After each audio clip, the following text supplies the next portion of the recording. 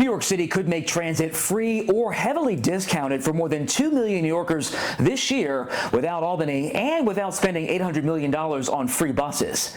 So why isn't it happening?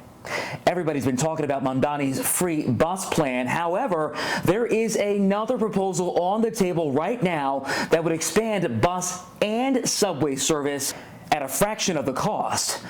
I'm former ABC7 Eyewitness News reporter Derek Waller, and here's what you need to know. The number one crisis that New Yorkers are facing is a crisis of affordability. A cornerstone of Mamdani's affordability agenda is making the buses fast and free. But that plan requires cooperation with the state because the MTA is a state agency and it could take years to implement. However, transit advocates say there is something the city could be doing right now. That something is called Fair Fares. It launched in 2019 and currently gives half-price subway, bus, and paratransit rides to about 360,000 low-income New Yorkers. Right now, you qualify if you make 150% of the federal poverty level, but advocates want to dramatically expand it. If you make minimum wage and are working full time, you make considerably more than that.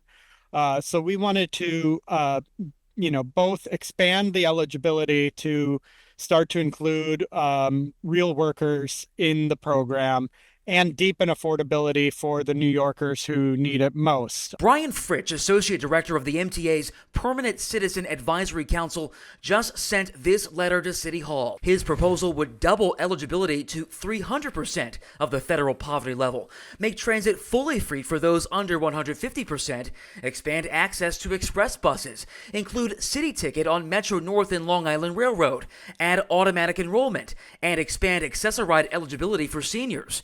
If adopted, they estimate about 2.1 million New Yorkers could benefit, saving some riders roughly $900 a year. Have you heard a response yet from City Hall? No, not yet. And here's where it gets interesting. Advocates say this new plan would cost the city between $125 and $155 million to implement this year.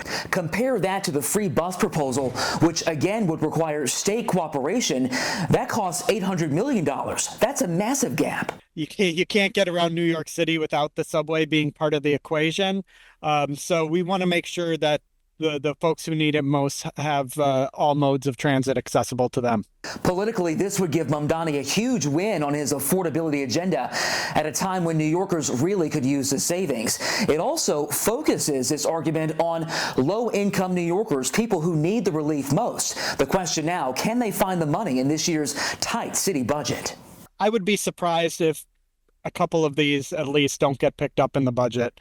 I do think the budget hole that the city is in right now makes things a bit more complicated. But this is a program that has existed for a few years now, would deliver affordability really quickly. And to be clear, Fritsch is not arguing for this instead of free buses. He's simply saying this is a quick way to get some affordability delivered to New Yorkers who need it most right now.